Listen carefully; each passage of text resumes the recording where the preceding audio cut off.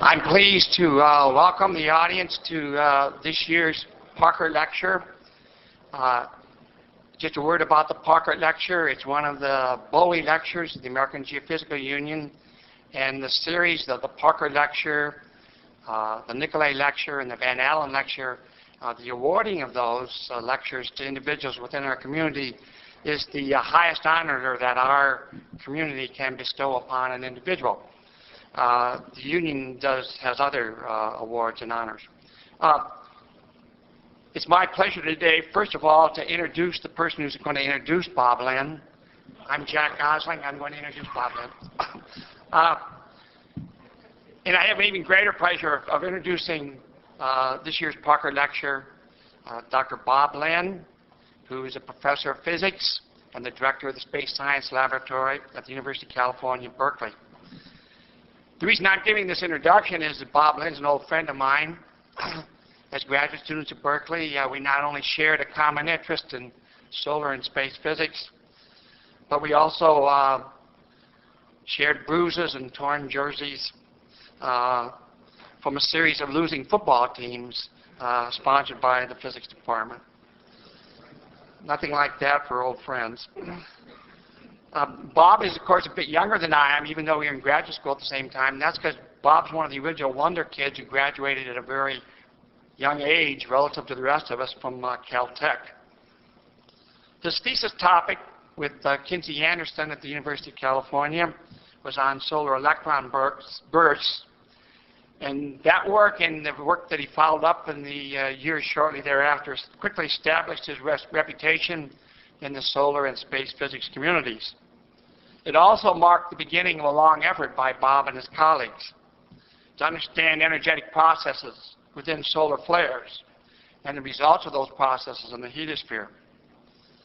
Among other things, that work has established the relationship between electron acceleration and X-ray emission from the sun, the relationship between the velocity dispersed electron profiles that you see in interplanetary space resulting from solar activity, and type 3 radio bursts.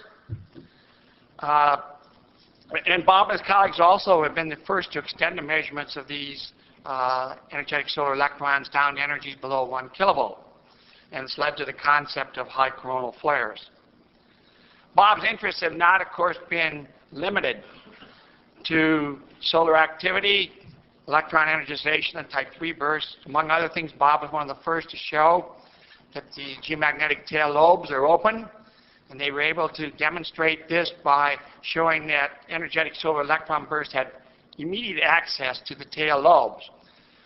Further, they were able to show that most of the particles came in from far down the tail because the moon acted as a shadow in front of their spacecraft and showed that when the moon moved between them and the distant tail, the electron burst disappeared. His 1974 work on ion events upstream from the Earth's bow shock set the stage for the extensive studies of that region during the icy and amphi eras in the late 70s and early 1980s. He's also used energetic electrons as tracers of the topology of the solar wind magnetic field. But the thing that really stands out, I think, with Bob, in my opinion, is he has a very keen sense of what detector developments are necessary to obtain better measurements of solar and space plasma phenomena. He's devoted a considerable effort of his career to developing advanced particle and photon detectors with improved sensitivities, energy resolution, and energy range. He's used such detectors to discover, for example, the superhalo of the solar wind electron population and microflares on the sun. He's pioneered the use of solid-state detectors for electron measurements at energies well below the 40 kilovolts that were present when Bob first entered the field. He's also developed electron reflectometers for the remote exploration of regions of enhanced magnetic fields on the lunar and Martian surfaces.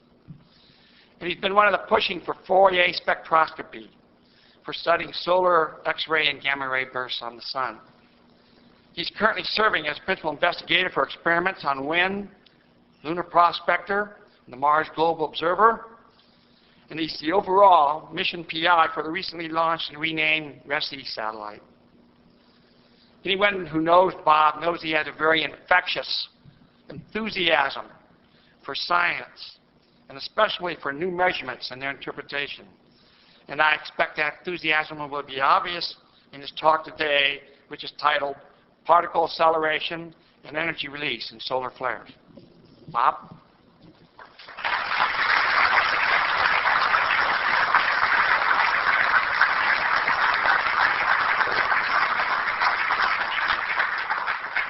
Thank you. It's a great honor to give this talk, and I guess I'm supposed to start this so the time.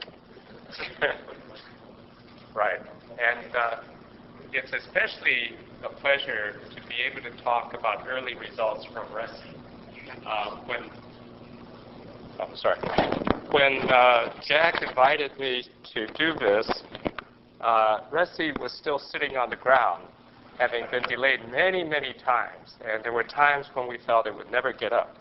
But it's magically, after you invited me, it got up. So let me get started here. I'd like to talk about particle acceleration and the remarkable fact that the sun, which is sort of a nondescript star, is clearly it's the most powerful particle accelerator in the solar system. It's able to accelerate ions up to tens of GeV and electrons up to hundreds of MeV, well into the cosmic ray range.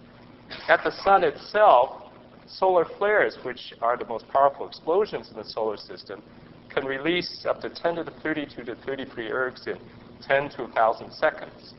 What's amazing about this is we found that in past studies that the flare-accelerated electrons contain perhaps the bulk of this energy. And more recent work by Rupa Ramadi and others has shown that the MeV ions may contain a comparable amount of energy to the electrons. So what that means is that solar flares are basically a very efficient particle accelerator. And therefore, the acceleration of particles is very intimately related to the way that flares release energy as a whole. Another interesting part is that, of course, these are the very biggest flares, but flares extend over many, many orders of magnitude, 6 orders of magnitude, 9 orders of magnitude in energy loss. And of course, as you get to smaller ones, there are more and more of them. And when you start adding up all the energy that they deposit, you begin to realize this might even be significant for heating the solar corona. So, I'll hop over here. So then, just to show you what we see from the sun, this is a flare seen by SMM. The solid lines are Bremsstrahlung X-rays produced by electrons in the tens to hundreds of kilovolts. The dashed line are gamma ray line emission produced by energetic ions at tens of MeV and above. And the triangles are soft X-rays produced by hot plasmas in the tens of millions of degrees. And if you just look at a composite spectrum from 1 kilovolt to 100 MeV of photons from the sun and a flare, you get the thermal component down here, what we call the non-thermal component, and I'll discuss this in more detail later, and then the positron and nuclear gamma ray lines produced by the ions going up to somewhere around 10 MeV, and then at very high energies, pion decay from collisions of very high energy protons. Whoops. This just shows you a spectrum from the June 11th flare seen by EGRIT, which goes out beyond the GeV. And you see they require electrons going up to hundreds of MeV. And of course, these pions are produced by ions that are in the GeV range. Now, I wanted to go back to the non-thermal electrons, the X-rays in the sort of 10 to 100 kilovolt range. We believe these are produced the normal way that we produce X-rays in X-ray machines. You shoot a beam of electrons, energetic electrons, you hit a target. In this case, the target is the sun. The sun's mostly hydrogen. The efficiency for that is only about 1 part in 10 to the 5 going into X-rays. The rest goes into Coulomb losses of these electrons bouncing against other electrons. If we just take now the amount of X-ray emission we see and multiply by 10 to the 5, we realized that we have 10 to 32 ergs in a large flare. In 10 to 100 kilovolt electrons in 1,000 seconds, that's 10 to the 29 ergs per second. In terms of electrons, it's 10 to the 36 electrons a second. That means you could empty the entire flare loop in a few seconds. And also, that kind of electrons per second means a current of 10 to the 17 amperes. All absolutely astounding numbers. And so, of course, at the time, back 20 years ago, the theorists had a simple explanation for this. You're not looking at non-thermal emission. You're looking at thermal emission. Then the X-rays are still produced the same way. But if all of the electrons are up at very high energies, when they collide with each other, they just exchange energy, and you don't really need 10 to the 32 ergs. However, when imaging first came out of hard X-rays, and I'm showing one from Yoko, but there's also SMM observations, what was immediately apparent was most of the X-ray emission came from the foot points. And at the same time, you would see H-alpha brightening in these foot points. H-alpha, of course, means you've got a very cold medium relative to the energy of these electrons. And so, like it or not, we had to live with the fact that all the energy, or a very large fraction, are sitting in these accelerated electrons. You notice also here that on Yoko, they saw a source above the flute top.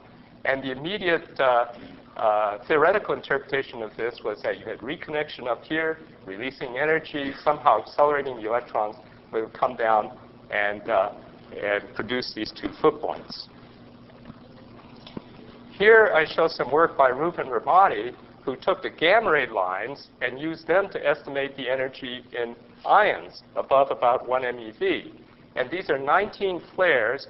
The diamond are the energy in electrons above 20 kilovolt. The spots are energy in ions above about an MeV. And what you see is that there's sometimes when the electrons have more energy and sometimes the ions, but roughly similar energies.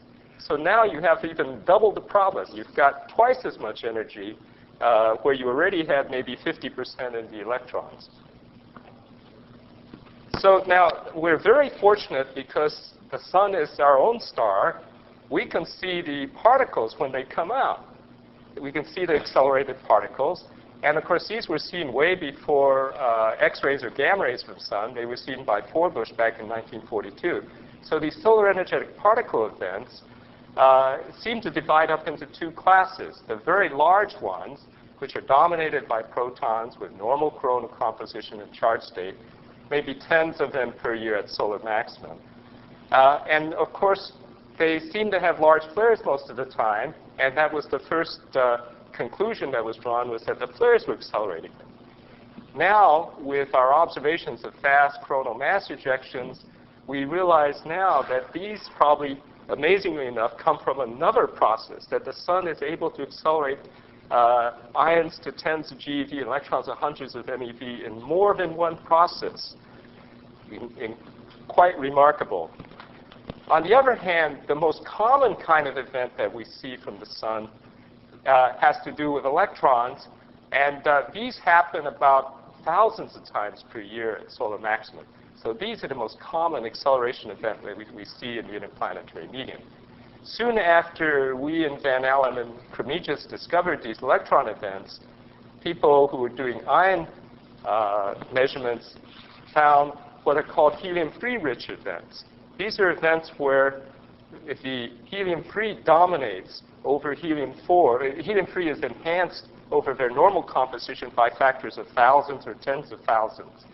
These events also have enhanced heavy, and they tend to have high charge states. They seem to be associated more with small flares and coronal flares, as I'll show. And in the interplanetary medium, we see type 3 radio bursts, and at the sun, we see impulsive soft X-ray bursts. So how are these accelerations related to the flare one? This is something that's the topic of intense investigation now. Just to show you an example, here I show some work by Steve Kaler for events that go up to tens of GeV in ions. Here he's put these against the height that the CME is at. So we think probably CME shocks might be doing this. Here's an example of a helium-3 rich event up here with electrons. You can see electrons with 100 kilovolts going down to 2 kilovolts with a dispersion as you expect. Now, we proposed, and the proposal was accepted, to do a mission called the High Energy Solar Spectroscopic Imager to take a look at these acceleration mechanisms. So we want to explore the basic physics of particle acceleration and explosive energy release in solar flares. And we do that by doing both high-resolution spectroscopy and imaging simultaneously. And the reason we want to do that, of course, is we then can get the spectrum of the particles, electrons and ions, at each point in the image as a function of time. And then we can use a continuity equation to try to figure out what the source, the accelerated population, and the propagation and the energy losses from this. Reuven Vermati, who was a key member of our team, unfortunately passed away once our mission was delayed, and he had done most of the work in gamma ray spectroscopy and solar gamma ray theory. And so we felt it was appropriate to rename the satellite after it was launched after him. So let me tell you a little bit about RESI. Its primary, you can see the change of the name hasn't gotten to this particular view graph. The primary idea, as we said, was to do hard X-ray imaging with angular resolution as fine as 2 arcseconds and so forth, and high-resolution spectroscopy at the same time. The way we do that, now, these images are not like the trace or SOHO images, those beautiful images that everyone's seen. And the problem is that when we're talking about photons this energetic, they don't reflect off surfaces. So we can't focus and make beautiful images like they do. In fact, it's very complicated to make images for us. We have to use absorbers, and these come as slats and slits. And they're 2 sets of identical grids separated by about 1.5 meters. And now if you think of looking through 2 combs at a point source, if you move it across here, then you modulate the intensity that you see as it gets blocked out or not. And what we do is we rotate the whole thing, and it produces these modulation patterns, and then we deconvolve those to reconstruct the image. A very painful process. Back here, but it has one good advantage, and that is our detectors don't have to have any spatial resolution. They can be optimized for spectroscopy. And so here we use germanium detectors, which have the best energy resolution of anything in this energy range. So here's a look at the grids. There are 9 of these grids with different slits and slats, so we get different spatial resolutions. The finest grids are really a new technology development. Remember, these grids have to be thick enough to stop these high-energy X-rays and gamma rays. And then you see here 3 lenses, which then allow us to accurately know exactly where we're pointed on the sun. Here's the telescope itself, grids at both ends. Here are the detectors. These are segmented germanium detectors. There are 9 of them in here. And they're held in a cryostat because germanium doesn't like to do its high-resolution measurements unless you cool it to liquid nitrogen temperature. And this is what we use to cool it. This is a Stirling cycle mechanical cooler, which, if it's operating right, has no rubbing parts. And so, in principle, it ought to last forever. Here's the spectrometer. It's put in a vacuum enclosure with a cooler.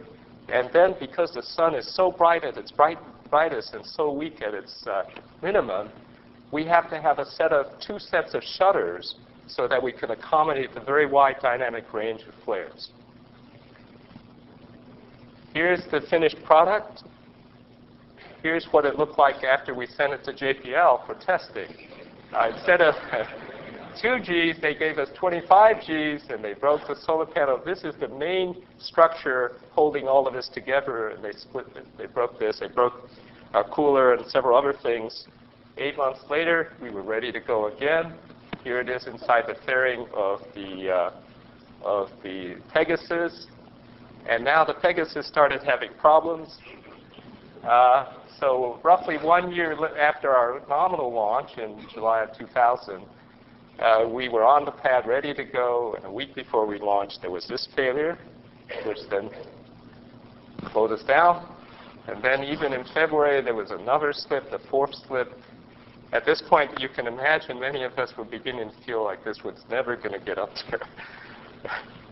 But on February 5th, here's the Pegasus under the rocket. Here's it under the airplane. Here's it being dropped. This is looking at the rocket from the back from the airplane. And it got a perfect launch into a perfect orbit. Now, I want to just show you how well RESI does compared to previous measurements. Here you have energy from 1 kilovolt to 10 MeV. Here's YOCO, which has a soft X-ray telescope that covers here. And here's their hard X-ray telescope. And this is the angular resolution now going from 1 arc second up. And what you can see is that RESI is the first one to make any imaging measurements above 100 kilovolts, and goes up well into the MeV range, so it can image gamma rays as well. And secondly, you see it's covering this band between 3 and roughly 20 kilovolts with high sensitivity. This is a band that hasn't been covered before with high sensitivity. Here you see what its energy resolution is like. Again, first it's energy from 1 kilovolt to 10 MeV, energy resolution from 1 kilovolt, 0.1 kilovolts up to 100. These blue and green lines are all the detectors that have been flown before, and you can see that, and these dots now are the expected line widths of gamma ray lines that are expected to be seen, and you can see that none of the previous detectors were able to resolve any of, had resolution better than the line widths of the lines they were trying to measure. And here's HESI, and they could resolve all of these lines with the exception of the deuterium one.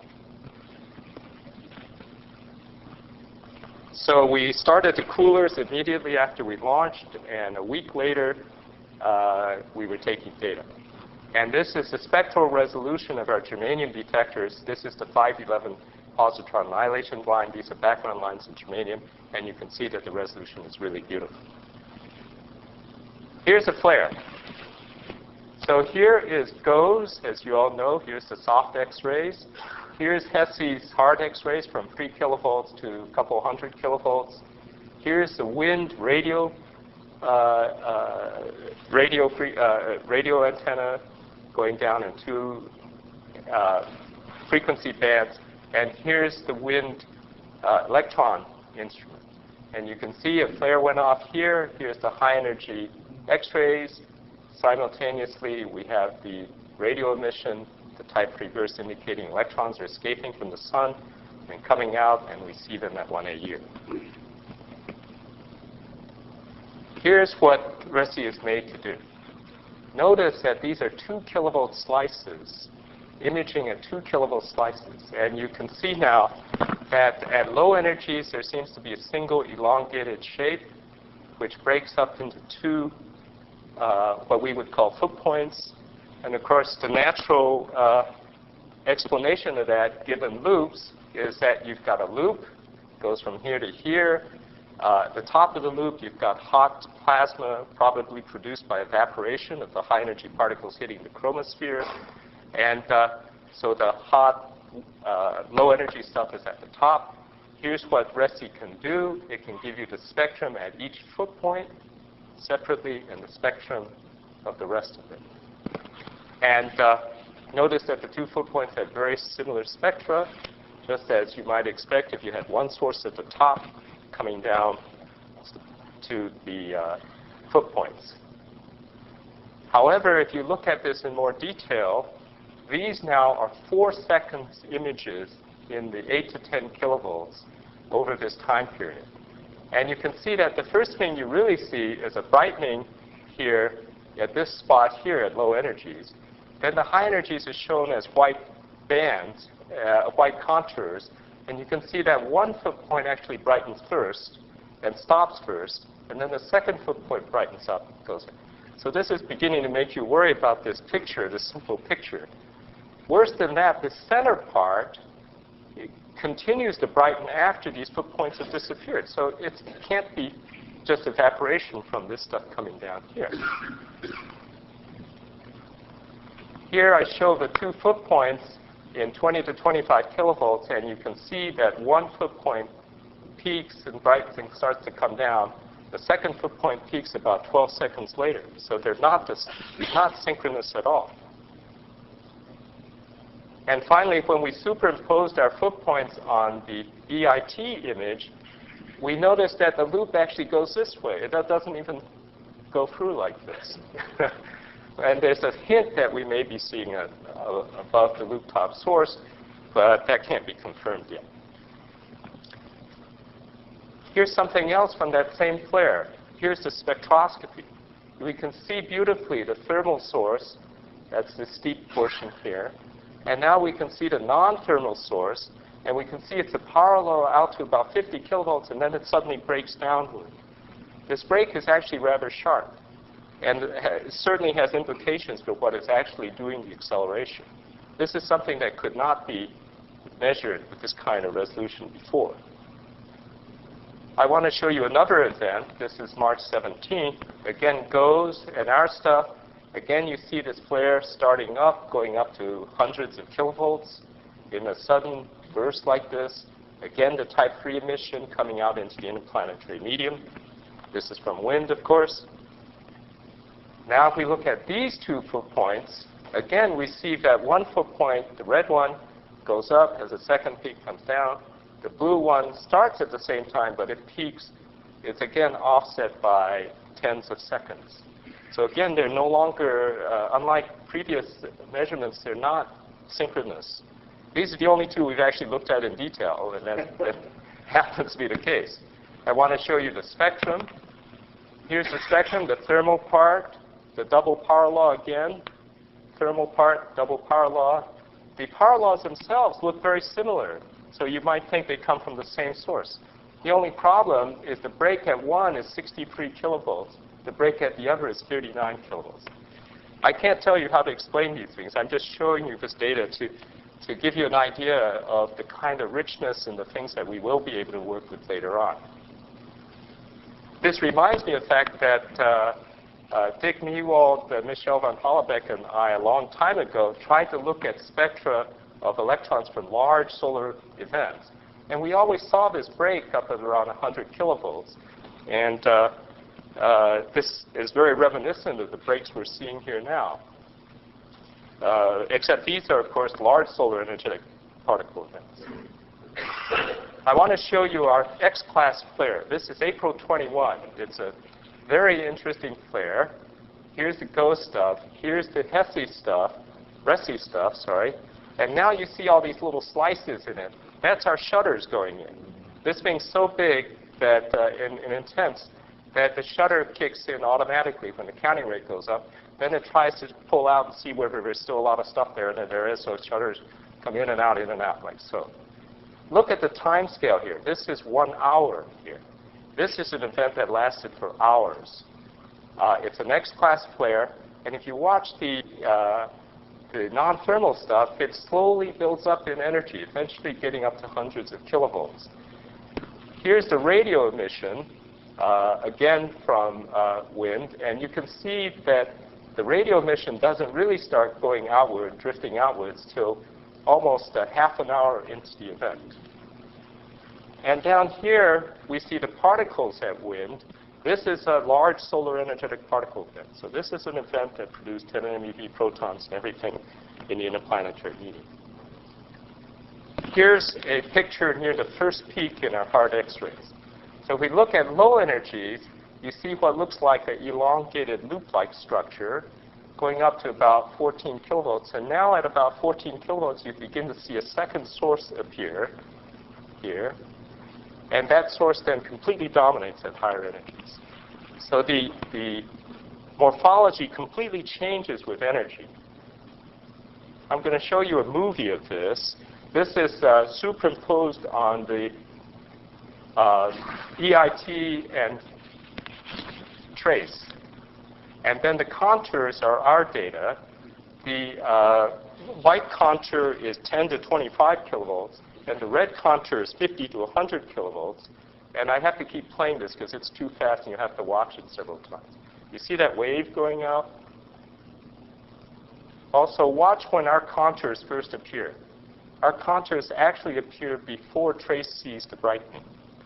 So that means that there are hard X-rays being produced previous to the trace brightening and previous to the wave. If you then look at the higher energies, they seem to be at the foot points here. Okay? And however, they're quite well related to the one up there in time. And if you look at the upper part, you see that at the start, it's lower, but then it switches to being above. And then later on, it's above all of the trace loops. Again, I can't explain this. I think it's something you want to think about.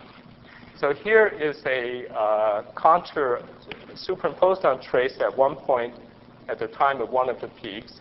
You can see clearly that the high energy stuff is sitting down here. The low energy stuff is above the trace loops. And here's 3 hours later, here's the trace loops, and you can see quite clearly we're again well above it. Okay, now, so I want to turn now to talking about small events. That was the largest one we had. I want to talk a little bit now about small events. This shows 3 orbits of data. The black dashed line is when we're in shadow. So before this, we're in shadow, we come out and we see this stuff here. And here's GOES up here. And GOES now is at a very low level. In fact, in this channel, I believe that's sort of its bottom digitization right there. And here are 3 energy bands of RESI.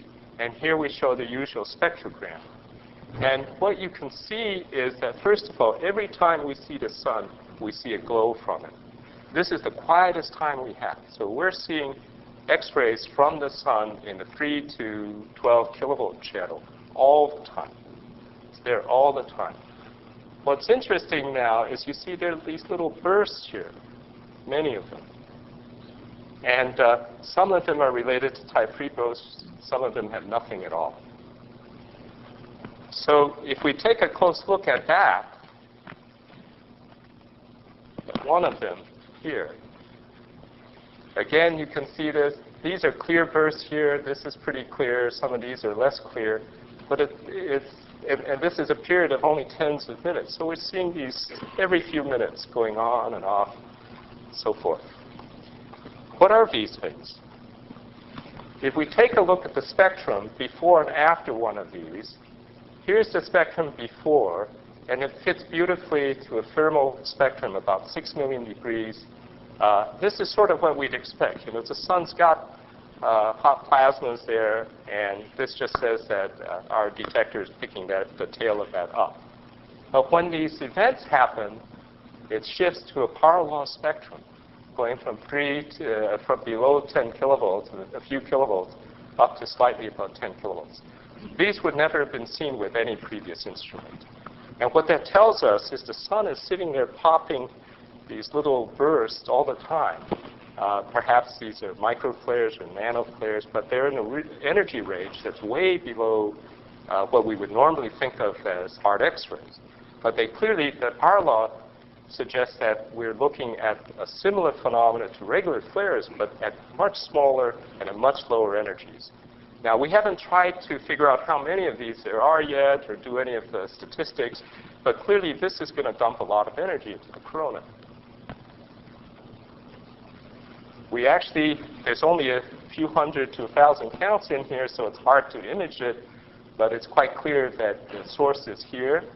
When we put it on top of a magnetograph from MDI, you can see that it's sitting in an active region.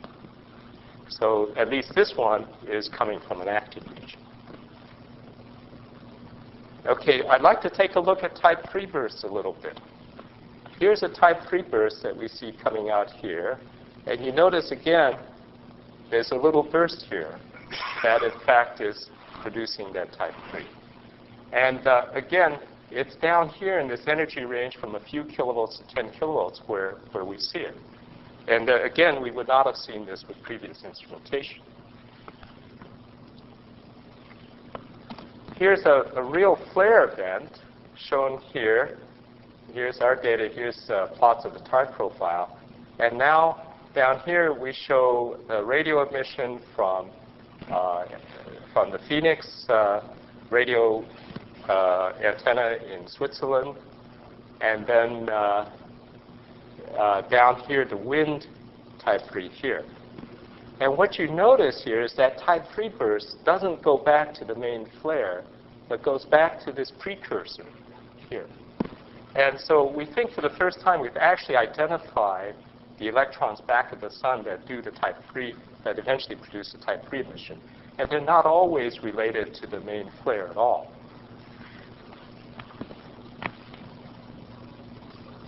Okay, now the first thing I should say is none of this stuff is published, so I may come back and say I'm wrong about this or that or that. Okay, we've only been up there 3 months getting data. And we have also a fairly unusual data policy on risk. All of the science data is available to the community without restriction as fast as we bring it down. Not only that, we give you equal access to the on-board software, all the software tools required for data analysis. The reason we do this is we think that it's unlikely that we'll get the maximum scientific output from this without getting a lot of you involved. The fact is that the data set's extremely rich. On the other hand, it's not easy to do the imaging, the programs and stuff. Unless you're a radio astronomer, you're going to have a hard time. So we've also run a bunch of workshops to try to get people to educate them about how to use the software. We've had 2 in the US. A third one, which we had in Europe, in Switzerland, came just a day before the April 21 flare. The other thing about RESI, again, I haven't changed my view graphs, is that we do imaging quite differently than anybody else. What we do is we take every photon together with its time of arrival down. Rather than have a CCD that takes a picture at a certain cadence and gives you that cadence we take every photon down, plus the aspect information tells you where you're pointed. From that now, you can decide what time resolution you want, what is spatial, energy resolution, field of view, so forth. So you have an almost infinite number of choices about how to analyze the data after you get it there. So I would highly encourage people in the community to help us analyze the data. Now, of course, this isn't done with just myself, but rather a large group of people. At our institution, Berkeley, Goddard, Switzerland, NOAA, and so forth, and also associated scientists in all areas. And finally, I'd like to thank these people who really helped with the presentation. Now, since I have a little bit of extra time, I'm going to tell you a little bit about the other things that it does. Of course, solar physics is its primary goal, but when you get that much germanium detector out there, you can do a lot of other things. This shows you a cosmic gamma ray burst, a small gamma ray repeater, which we caught 6 days after we turned on our detectors. This is at 10 milliseconds time resolution. Remember, since we take down every photon, we can bin it to whatever it has. And of course, we have the best spectrum ever of this. This shows you 3 orbits of data of HESI. The blue and the green orbits happen on the outside of this red orbit. And for some reason, the cosmic source Cygnus X1 started to burst during this time. And so we see that it's bursting here above the background levels of the other 2. This line here is where the Earth gets in the way. And so you can see quite clearly that we're seeing this. Here's something of more interest to the magnetospheric people. Here is our normal energy spectrograms. And here you see that there's very bright stuff up in the hundreds of kilovolts on up. And here you see the time profiles. And what these are precipitating electrons. Unfortunately, we didn't think carefully about the fact that it might be seeing precipitated electrons. But it is at L equal 2 to 2.5. And then when we thought about it, we realized that our detectors are so huge that they can stop an electron up to 100 MeV. So in fact, for electron precipitation, this could be a very nice detector. And some of our colleagues have already realized this and are proposing to analyze some of this stuff. Finally, I should say that we are planning in roughly 1 month, the Crab Nebula is going to come close to the sun, and we're going to make an image of the Crab Nebula as well. I wanted to show this because we were originally planning to launch in the middle of 2000, right here. We got delayed till the beginning of 2002 here. But luckily, the sun has been very nice and actually kept up its activity here. And so we are hopeful that we'll get lots of flares here. The one thing we have not gotten yet is a gamma ray flare. And when we get a gamma ray flare, then I think the real fun will begin, because we'll be able to compare composition, acceleration with measurements from ACE and wind and other spacecraft. So at this point, as I said, I'd like to encourage you to come and help us analyze the data. And I'd like to thank AGU again for this honor. Thank you again.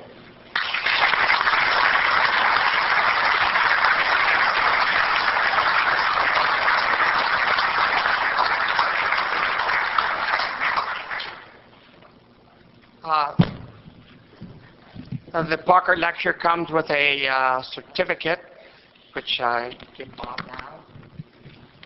Thank you.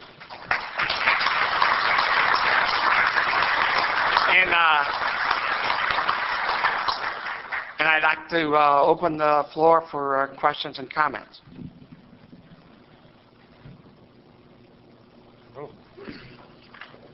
Got to think about all those data.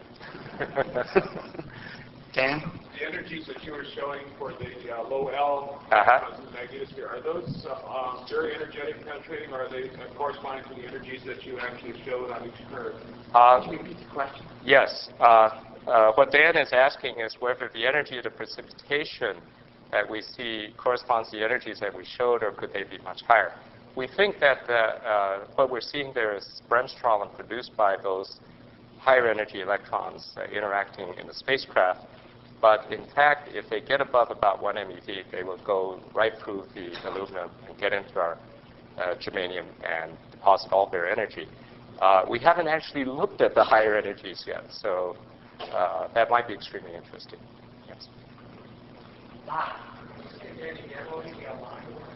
We haven't. I was saying that's the one thing. Oh, yes. Don asked whether we've seen any gamma ray line events yet, and we haven't yet. But it turns out that even the April 21 event, the hard X-ray emission, isn't high enough if you take the SMM distribution. It's still not a really big non-thermal event. But April 21 is extremely interesting anyway, because it's a very long-lived, and it clearly is getting more and more energetic with time, over a time scale of more like an hour rather than tens of minutes. So we're really looking forward to trying to explain why we see that, no gamma ray lines, but we see solar energetic particles. Do you expect to see expansion of the shock accelerated electrons as they go back? The question was, would we expect to see shock accelerated electrons when they drop back? Well, if they get into a high enough density region, we would. And I wonder a little bit on April 21 whether we might be seeing some of that. There's this interesting correlation between the high coronal source and our hook point source, that would be one explanation of that. When you're looking at the astrophysical types of sources, are those purely fortuitous, or do you have a pointing strategy to try to catch some of those things? The question was for astrophysical sources, whether we have a strategy for catching those or whether they're just caught serendipitously. We have a strategy for imaging the Crab Nebula. Most of the other sources we're catching just because they're there. And the reason for that, of course, is that a small Explorer payload doesn't have enough payload capability, so we couldn't shield our detectors anyway. So we decided it was better to have bigger detectors than to put their weight into shielding. And so that's a minus. Our background's higher than normal. But the big plus is you see everything in the sky, and it's clear that we're going to have lots of interesting things from it. There's a question over here. Well, I have no idea in terms of intensities and so on, but do you think you can see X-ray emissions from things like comets and Mars? Have you given any thought to that? I've given zero thought. And he's asking whether we could see X-rays from comets and Mars and so forth. And I have given zero thought to that. Maybe, maybe not. Yeah. You've seen some X-ray taken observed by Yoko.